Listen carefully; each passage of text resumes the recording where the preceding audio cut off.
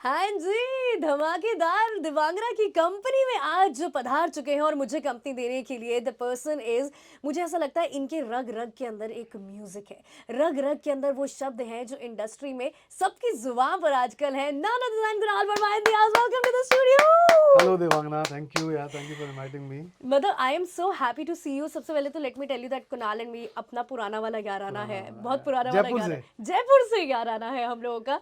And I think जब अपन लोग जयपुर में मिले थे दैट सॉन्ग ऑफ योर्स हंसी बन गए was like total a vibe. और अब हाँ जब वो हम लोग मिले हैं तो आप तो एक लंबी जर्नी करके यहाँ पर आए हो, राइट? या मिलेंगे हम नहीं, that's the that's name the of the new. Title of my new song. Yes, so tell me about it. यार ये बड़ा फनी सा एक गाना है जो हाँ। मैंने काफी पहले बनाया था। हम्म। सोचता था कि यार इस गाने को मैं ही गाऊंगा। कुछ हम्म। होता ना कि यार इसमें कुछ वाइब मुझे ऐसी लग रही है कि मेरी हम्म। आवाज पे ये गाना सूट करेगा। राइट। तो हम लोग जॉर्जिया गए थे कुछ गाने शूट करने के लिए, तो वहां मैंने गाना शूट किया था ये। ओके। और मुझे कुछ ज़्यादा इससे ऐसे एक्सपेक्टेशन नहीं दिए, मैंने तो अपनी खुशी के लिए गाना बनाया था। हाँ। मैंने रिलीज़ किया गाना हम्म। जो हमारा म्यूज़िक कंपनी जो है मेरी ट्यून पे, हम्म। और रिलीज़ करके बस छोड़ दिया कि ठीक है। तो थर्ड डे गाना ट्रेंडिंग पे आया, नंबर 2 पे ट्रेंड करने लग गया इंस्टाग्राम पे, और अभी तक नंबर 2 पे ट्रेंड कर रहा है। राइट। और सारा जो वहाँ का ट्रैफिक है वो उठ के सारा यूट्यूब पे जा रहा है और गाना देख रहा है। हाँ। और एक कमेंट गंदा नहीं है, एक हाँ। कमेंट नेगेटिव नहीं है। राइट। सब लोग इतना प्यार कर रहे हैं गाने को, तो मैं तो बहुत ही ज्यादा मतलब आप भी वाइब में आ गए हो, वाइब हमें में आ एकदम गया मैं। एकदम वाइब हाँ, में आ मैं गए कहा हो। चलो अभी कुछ करते हैं। मतलब इतना अच्छा लगता है ना कुणाल, जब आप कुछ कुछ जब भी आप चीजें करते हो तो it's always your baby whenever you are या writing a song, whenever you are singing a song. So ये कैसे हुआ आपका, मतलब क्योंकि I have seen you in terms of writing, कितनी खूबसूरत कॉम्पोजिशंस आपने लिखी हैं, इट इज सो ब्यूटीफुल। तो एकदम से ये सिंगिंग वाली चीज कैसे हुई? I want to know that. यार मैं हमेशा से ही मतलब स्कूल टाइम से मैं गाता आया हूँ, हम्म। है ना। मैंने म्यूजिक कहीं सीखा भी नहीं है। हम्म। तो मेरे को बट था कि मेरे को म्यूजिक करना है, और मेरे को एक सेंस ऑफ म्यूजिक है क्योंकि मैं हमेशा से अच्छे गाने सुनता हम्म। था। और जो गाने मैं सुनता था, जैसे कि एक फिल्म आई कोई भी, तो उसमें से मैं वो गाना उठाता था जो सबसे अंडररेटेड गाना लगता था। ओके। क्योंकि वो मेरी समझ ऐसी थी कि मुझे लगता था कि ये गाना भले ही अभी नहीं चल रहा, बट यही गाना इस मूवी का सबसे बड़ा गाना बनेगा। ओके। ऐसा बहुत बार होता था। हाँ। तो मेरा ऐसे एक सेंस ऑफ लिसनर जो होता है ना, वो डेवलप हुआ। फिर मैं खुद चलते चलते धुनें बनाने लग गया। मुझे लगता था कि यार म्यूजिक तो आता है मुझे, हम्म। बस मुझे टेक्निकल टर्म्स नहीं पता कैसे क्या होता है। तो अपने को म्यूजिक स्टार्ट करना चाहिए, म्यूजिक वाले लोगों के साथ बैठना चाहिए, और इसी को करियर बनाना चाहिए। क्योंकि राइटिंग मेरी पहले से बहुत अच्छी थी, हम्म। मैं बहुत प्रैक्टिस करता था, रात भर लिखता था। हम्म। तो राइटिंग तो मेरे को था कि मैं राइटर तो बन जाऊंगा। मेरे को ये भी था कि चलो एक सर्टेन टाइम जब आएगा, जब जब मेरा कुछ हो जाएगा इंडस्ट्री में, हम्म। गाने हिट हो जाएंगे, तो उसके बाद एज ए म्यूजिक कंपोजर मेरे को आना है, एज ए सिंगर मेरे को आना है। क्योंकि जो आपको आता है आप उसी लिए हो हम्म। कि जो भी, जैसे मुझे लगता था कि मैं राइटर बन जाऊंगा, हम्म। और मैंने इतने गाने कर दिए तो मुझे लगता है कि मैं सही था। हम्म। फिर मैंने म्यूजिक करना स्टार्ट किया, मैंने कुछ बहुत अच्छे गाने किए हैं, अभी 6-7 फिल्में कर रहा हूँ मैं, आने वाली बड़ी फिल्में हैं सारी। और वो गाने मुझे मतलब मुझे पता है कि जब वो गाने आएंगे तो वो रेज बन के निकलेंगे बाहर। क्योंकि मुझे सबसे पहला जज मैं हूँ, जो एक गाना खुद अगर बनाता हूँ, मैं सुनता हूँ 20 बार, मैं उसको सुनता हूँ, समझता हूँ कहाँ गड़बड़ है, क्या इसमें एक्स फैक्टर है, उसके बाद मैं लेबल्स को वो गाना पिच करता हूँ, और उसका रिजल्ट मुझे पॉजिटिव ही मिलता है। तो वो चीज़ मेरी जब सॉर्ट हो गई कि हाँ यार अभी एज ए कंपोजर आपकी जर्नी शुरू हो गई है, आप एज ए कंपोजर फिल्में ले रहे हो, तो अब मुझे कॉन्फिडेंस मेरी सिंगिंग पे भी है कि यार वहाँ भी मैं सही हूँ तो फिर यहाँ भी मैं सही होऊंगा। राइट राइट तो बस राइट। वही मैंने किया, और मैं सही था। एकदम सुपर रॉक सॉलिड हो गया मामला या सारे के सारा। अच्छा कुणाल, मतलब क्या होता है कि जैसे बचपन से आपने बोला you were into writing, you were into singing, all that, but कहीं ना कहीं एक जब हम एक ब्रेक के बारे में बात करते हैं जिससे आपका एकदम वो कहता है ना नाम रोशन कर दिया हमारे लड़के ने हमारा, वो आपका कौन सा मोमेंट था, दैट फैमिली के लिए नाम रोशन करने वाला मोमेंट, इफ यू यार टॉक अबाउट। फैमिली के लिए नाम रोशन करने का, देखो मेरा फर्स्ट गाना जो फिल्म में आया था वो था हंसी बन गए। मैं कभी नहीं चाहता था कि वो मेरा गाना पहला गाना है, क्योंकि वो बहुत सिंपल था। मुझे डर लगता था कि लोग मेरे को जज करेंगे कि अरे बहुत सिंपल राइटिंग है, ये क्या लिखा है। और उस टाइम पे क्या, फिल्म्स के रिव्यूज आते थे, गानों के रिव्यूज आते थे, ऑनलाइन काफी सारे प्लेटफॉर्म डालते थे। राइट। तो किसी बंदे ने लिख दिया था कि यार बहुत ऑर्डिनरी राइटिंग है, जब गाना रिलीज हुआ था, तो मेरे को खुद को भी लगा था कि यार मैं सही था। बट कभी कभी ऐसा लगता है कि यार हमने जो चीज़ बहुत ईज में बना दी, जो आपने यूं ही बना दी, वो आपकी पहचान बन जाता है। और वो मेरा पहला गाना था, उसने मुझे नॉमिनेशंस दिए, 4 नॉमिनेशंस गाने को मिली, उस गाने को एक अवार्ड भी मिला। तो वहां से मुझे लगा कि यार ये मेरी बिगिनिंग है, यहाँ से मैं शुरू हुआ हूँ। टाइम एक ऐसा है कि उसके 1.5 साल तक मेरे पास काम नहीं था। हाँ। तब मैंने अपने आप को जिस तरह से काम रखा, मेहनत करी, बॉम्बे आया, लोगों से मिला, और धीरे धीरे काम किया। तो 2017 में जब मैं वापस, मेरे गाने बैक टू बैक आना शुरू हुए, तब चीज़ें बदली हैं सारी मेरे लिए। राइट। और मुकाम जो कहते हैं कि आपका, मैंने इतने बड़े बड़े गाने कर दिए थे, पर मुझे लगता है कि जो जिस चीज़ की तारीफ आपके घर वाले कर देते हैं, आपके पापा, आपके दोस्त, जब ये कह देते हैं कि यार ये है वो चीज़ जिसको हम कह सकते हैं कि यार तू एक अच्छा राइटर, तो वो गाना था मेरा तुम ही आना, जो मर जावा फिल्म का गाना था। राइट राइट जब वो लिखा और वो मैंने मेरे फादर को, मेरे दोस्त को सुनाया, देवर क्राइंग यार, तो मेरे को उन्होंने उस दिन बोला कि अब हम कह सकते हैं कि तू एक अच्छा राइटर है। तो वो जर्नी मेरे को लंबी लगी, बट उसके बाद तो फिर मेरे को किसी की वैलिडेशन चाहिए नहीं। हाँ तो मैं बस अपनी वाइब में अपने बस काम करता रहा, गाने हिट होते रहे। और सुपर, और होते रहेंगे यार, होते ये रहे तो अब तो मेरे लिए बड़ा कॉमन सा हो गया है यार, मतलब ना तो whatever like I write everything becomes a hit वाला सीन यहाँ पे। But Kunal, you know tell me, एक हर एक मुझे लगता है कि anybody related to music, okay, हर एक का ड्रीम होता है भट्ट कैंप के साथ यू नो या कनेक्ट करना। How does this thing happen with you कि Bhatt camp is like known for music and the content that they make, right? यार ये आप कह सकते हो मैनिफेस्टेशन कह सकते हो उसको, रियली? क्योंकि मैं हमेशा से चाहता था कि यार मेरे को भट्ट साहब के साथ काम करना है, मेरे को मोहित सूरी के साथ काम करना है, क्योंकि मेरे लिए म्यूजिक वही लोग थे जिनका म्यूजिक सुन सुन के मैं बड़ा हुआ हूँ, जिनका म्यूजिक मेरे अंदर है। मतलब मैं उनके गाने मैंने इतने सुने हैं, अपना पूरा जो लर्निंग है मैंने उन गानों पे करी है, अपना रिसर्च उन गानों पे किया है, उन राइटर्स पे किया है जिन्होंने वो गाने लिखे हैं। तो मेरा हमेशा से था कि यार मेरे को कैसे भी करके भट्ट कैंप में जाना है, कैसे भी करके मोहित सूरी की फिल्म चाहिए मुझे। और आप देखिए कि मेरी पहली फिल्म जो थी वो मोहित सर के साथ में थी। Yes, that was beautiful. तो Yeah. मतलब जो मैनिफेस्टेशन आपकी जो पावर है वो आपने कभी गिव अप नहीं किया उसके वो एक ऊपर। टारगेट जब आप इंसान बना लेता है ना कि यार मेरे को वहां जाना है, एक जगह आपने सोची अपने लिए, तो उसको नहीं पता कि वो क्या कर रहा है, वो टारगेट एक ही जगह पे उसका फोकस, वो चला जाता है उधर। तो अभी मुझे बताओ, आज के टाइम पर things have become so different and over the period of time we are talking about like probably 10-12 years back and you've done a lot of regional content also. I remember the Rajasthan anthem that you guys have done right together. So तब से लेकर अब तक there are a lot of things that have changed in terms of music. So what do you have to say for the change when we talk यार about it? सबसे बड़ा change तो मेरे अंदर खुद में आया है। हाँ वहां तक मैं अपने आप को अंडररेट करता था, क्योंकि आप एक रीजनल में खेल रहे हो, ठीक है, तो वहाँ कोई ज्यादा लोग काम कर नहीं रहे, तो आपने जो किया वो लोग सुनते हैं, वो प्रेज करते हैं। बट एज एन आर्टिस्ट अगर मैं अपनी सेटिस्फेक्शन की बात करूँ, मेरे लिए बहुत लर्निंग थी आगे कि मैं फिल्म्स का जब करूँगा काम, जब आपका कंपटीशन इंडिया लेवल पे होता है, आपको पता है कि आपके कंपटीशन में 5 या 6 राइटर्स ऐसे हैं कि उनके साथ आपको अपना नाम बनाना है, क्योंकि ये नंबर 1 नंबर 2 का तो मुझे हमेशा से कभी वो शौक था नहीं।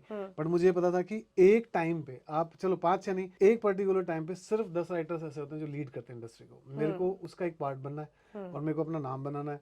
मेरे को लोगों को दिखाना है कि यार मैं भी उन्हीं लोगों का हिस्सा हूँ जिनसे मैं अपना कंपटीशन समझ लो, या जिनसे मैंने सीखा है वो समझ लो, या जहाँ मैं अपनी जगह बनाना चाहता हूँ। तो मेरा हमेशा से वही टारगेट था।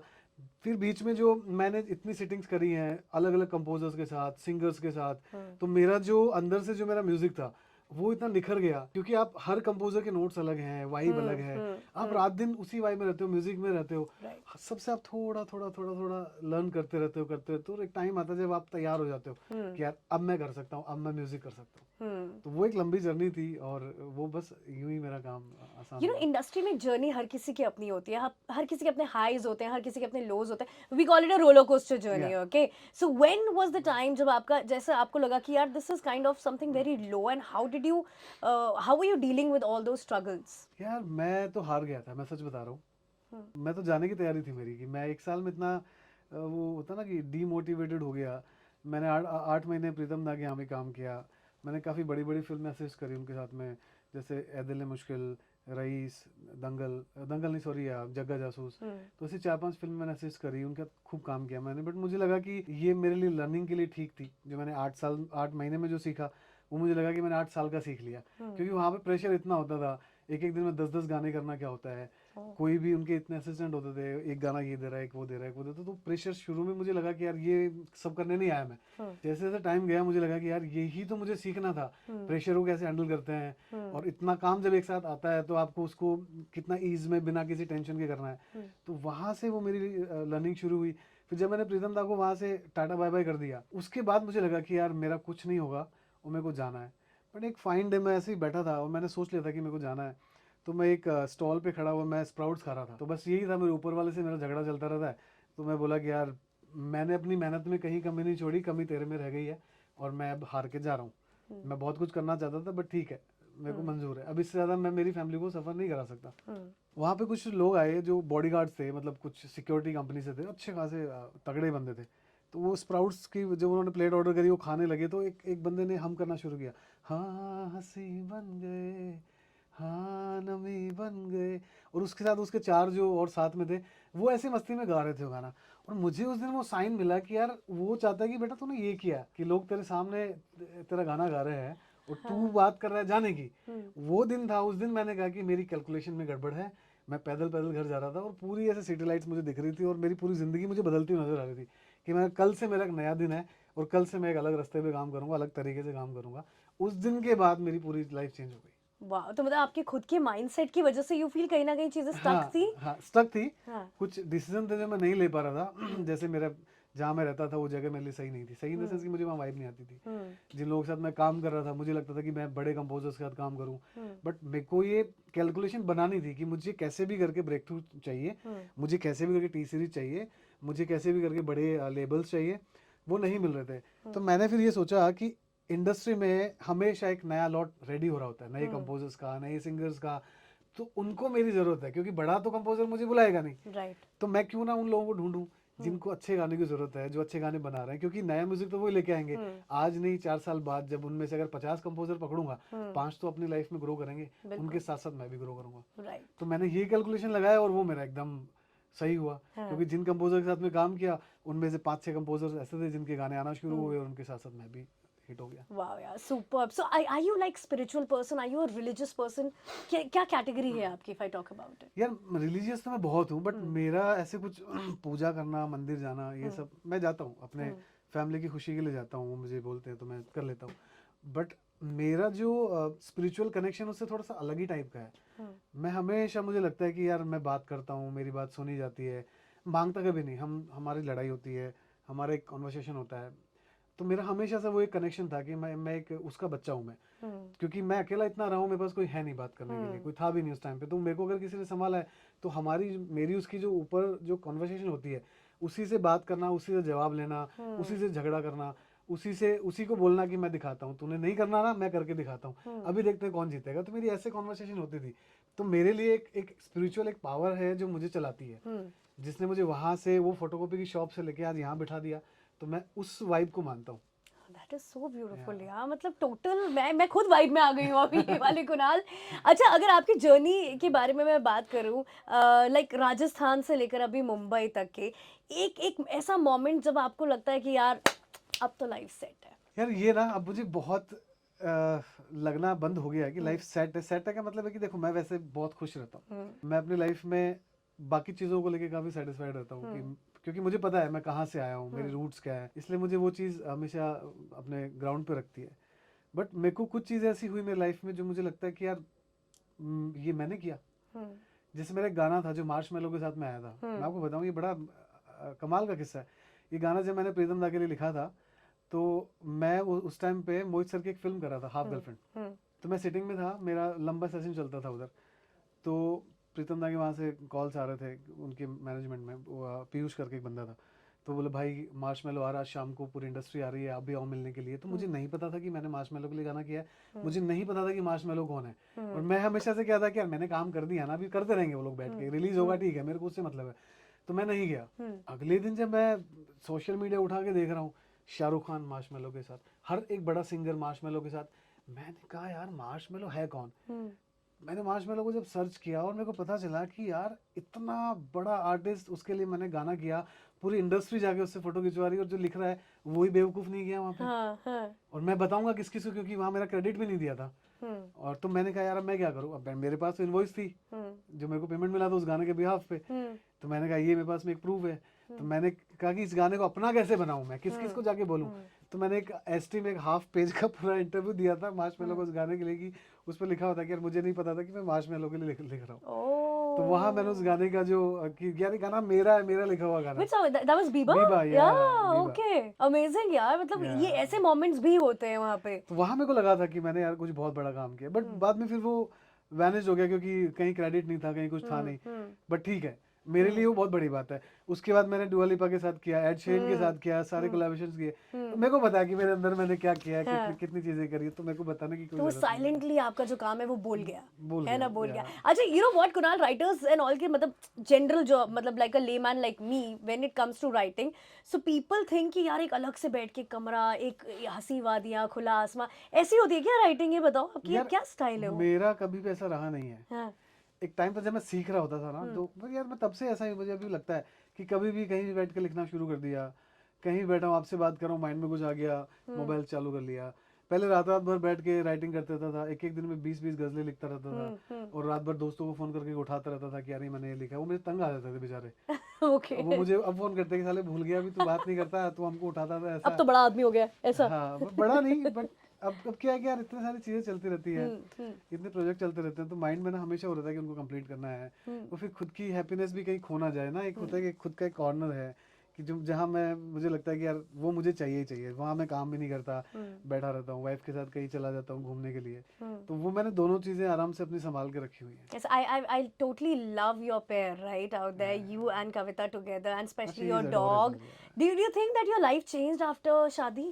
यार लाइफ का तो पता नहीं, मैं बहुत बदल गया। मैं कहता हूँ कि मैं एक ऐसा उलझा हुआ इंसान, क्या होता है कि जो आदमी अकेला रहता है ना, उसको वो लगता है कि जो मैंने किया हाँ, और जो वो कर रहा है उसका रिजल्ट पॉजिटिव आ रहा है, हाँ, तो वही सही है। मुझे हाँ, कभी किसी ने बताया नहीं कि क्या सही है क्या गलत है। हम्म, अभी मुझे लगता है कि यार मैं कितना स्टबन था, कितना ज़्यादा ज़िद्दी था, हम्म, कितना ज़्यादा अपने उसमें रहता था कि नहीं यार मैं जो कर रहा हूँ वही ठीक है। हम्म, तो मेरे को लगता है कि एज एज अ पर्सन मेरे में बहुत चेंजेस आए हैं। हम्म, अभी मैं थोड़ा समझदार हो गया हूँ। मेरे को पहले मैं सिर्फ मेरी खुशी, सिर्फ ये था। अभी मेरे को लगता है कि अब मैं बहुत पीछे हो गया हूँ अपने आप में। हम्म, अभी मुझे लगता है कि यार मेरी फैमिली हैप्पी है, हम्म, तो ठीक है मैं भी खुश हूँ, क्योंकि सब चीज़ें सेटल हैं। हम्म, अभी सिर्फ एक आग है वो मेरी राइटिंग में। हम्म, वो मेरे को लगता है कि यार मेरे को मेरा करियर है वो जाएगा, अभी मेरे को 20-25 साल और काम करना है आराम से। हम्म, तो मेरे को वहाँ तक का दोनों चीज़ें पता है कि ये मेरी फैमिली, ये है, ये मेरा काम है। दोनों को मेरे को हैप्पीली करना है, ऐसे बर्डन लेके नहीं करना। जिस दिन मेरा काम या मेरी फैमिली मेरे को बर्डन लगने लगेगी, तो या तो मैं काम छोड़ दूंगा या मेरी फैमिली को छोड़ दूंगा। oh, मैं किसी को हम्म। बर्डन देना नहीं चाहता, So क्योंकि you अगर मेरा, maintain a balance या between the या two. That is amazing. So Kunal, कुछ कुछ म्यूजिकल डेफिनेटली यहाँ पर हो जाए, आप यहाँ पर हो और म्यूजिकल गाना ना हो, तो ऐसा कैसे आप? यार Let's hear it मेरा out, एक yeah. गाना था, हाँ। और वो गाना ना मतलब अब एक बड़ी कमाल की कहानी याद आई है मुझे। हम्म, वो गाना रिलीज हुआ था, उसके कुछ दिन बाद मैंने ना काफ़ी दिन तक राइटिंग नहीं की थी, हम्म, क्योंकि वो गाना मैंने लोगों के लिए लिखा था। एक्चुअल लव जो होता है वो मतलब हमेशा रहता है, हम्म, चीज़ें बदल जाती हैं, फीलिंग्स कभी नहीं बदलती किसी के लिए। तो मुझे लगा कि यार मैं उस गाने के थ्रू लोगों को ये बताना चाहता हूँ कि यार इस कहानी में कुछ नहीं हुआ, कहानी फिर शुरू होगी, कहीं तो होगी मुलाकात। तो उस गाने का नाम था फिर मुलाकात। फिर मुलाकात, अब right. हुआ क्या कि वो गाना रिलीज़ हुआ, और उसके 4 या 5 दिन बाद में आर्टिकल आता है बड़ा कि एक लड़के ने सुसाइड किया। मेरे पास आज भी उसका स्क्रीनशॉट पड़ा, मैं देखता हूँ। उसने स्टेटस डाला था कि फिर मुलाकात होगी कभी, उसका लास्ट पोस्ट था, एंड वो सुसाइड कर लिया उस बंदे ने। मेरे को ऐसा लगता था कि मैं इतना गिल्ट में आ गया, मुझे लगता था कि यार मैंने किसी की जान ले ली। आप सोच सकते हैं मेरा क्या उस टाइम पे माइंड सेट रहा होगा। मैं जुबिन से भी बहुत बोलता था, मैंने कहा यार, जुबिन में बोलता भाई यार ऐसे मत समझो, आप गाना सुनो, आपने लोगों को दिखाया है कि यार कि तो क्या हुआ, जुदा हुए मगर है खुशी मिले तो थे, जो बिछड़े नहीं तो फिर क्या मज़ा, फिर मुलाकात होगी कभी। ये बातें इतनी अच्छी बातें, इतनी पॉजिटिव बातें हैं। अभी किसी इंसान का माइंडसेट ही अगर ऐसा हो कि उसने उसमें नेगेटिविटी अगर ढूंढ ली होगी, तो अब आप उसका कुछ नहीं कर सकते। राइट। बट मैं किसी को वो चीज़ बोल नहीं पाया, और मेरे को हमेशा ऐसा लगता है कि मैं मर्डरर, मैंने किसी की जान ले ली, मैंने किसी की जान ले ली। वो ट्रॉमा था मेरे लिए। 2-3 महीना मुझे इतना डिप्रेसिव लगा, मैं किसी से उस सिलसिले में बात ही नहीं कर पाया। धीरे धीरे वो उसको निकलते निकलते मेरे को इतना टाइम लग गया। आज भी मैं देखता हूँ ना, उसका स्क्रीनशॉट मेरे पास पड़ा हुआ है, उसमें लिखा हुआ दिखता है कि फिर मुलाकात होगी कभी, और मैं वापस चला जाता हूँ उसी में। That's too deep, yeah. That's too deep. Would you like to sing 2 lines of the song right here? हाँ, Yeah. मैं एक बार उसके लिरिक्स निकाल लेता हूँ, Yes. क्योंकि मेरे को मैं इतना लाइन लिखता हूँ कि मेरे को याद ही नहीं रहता, मैं लिख के भूल जाता हूँ सारा।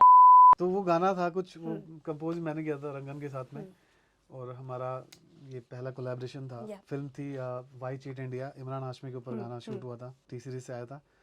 तो गाना था, तो क्या हुआ जुदा हुए मगर है खुशी मिले तो थे, तो क्या हुआ मुड़े रास्ते कुछ दूर संग चले तो थे, दोबारा मिलेंगे किसी मोड़ पे जो बाकी है वो बात होगी कभी, चलो आज चलते हैं हम, फिर मुलाकात होगी कभी, फिर मुलाकात होगी कभी, जुदा हो रहे हैं कदम, फिर मुलाकात होगी कभी।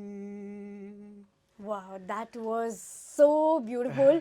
इस गाने को सुन के आई एम श्योर कि ब्रेकअप वाला फेज वाला इंसान, वो हमेशा उसके आंख से आंसू आ ही जाएंगे। Yeah. कभी आपके साथ ऐसा हुआ है कि खुद की जो आपकी राइटिंग है, यू यू रियली क्राइड और समथिंग लाइक दैट? मुझे लगता है कि मैं लिखते वक्त इतना अंदर से रो लेता हूँ ना, हम्म तभी वो चीज़ निकलती है। हम्म कभी कभी ऐसा होता है कि गाना मैंने भी अजीम है, अजीम दयानी, उनके लिए मैंने धर्मा के लिए गाना किया था, हाँ, तो वो गाना आया नहीं है, तो अजीम ने वो गाना सेलेक्ट किया, तो मैं ये बोलता था यार अजीम कुछ भी सेलेक्ट कर लेता है यार, तो मुझे अच्छा ही नहीं लग रहा गाना, तो क्या है इस गाने में, कुछ भी नहीं है। आप बिलीव नहीं करेंगे, एक दिन मैं बहुत उदास था, बहुत परेशान था, और मैं अपने जो मेरे मोबाइल में जो अनरिलीज गाने पड़े होते हैं, मैं अपनी कार में लगा के सुन रहा था, एंड आई स्टार्टेड क्राइंग।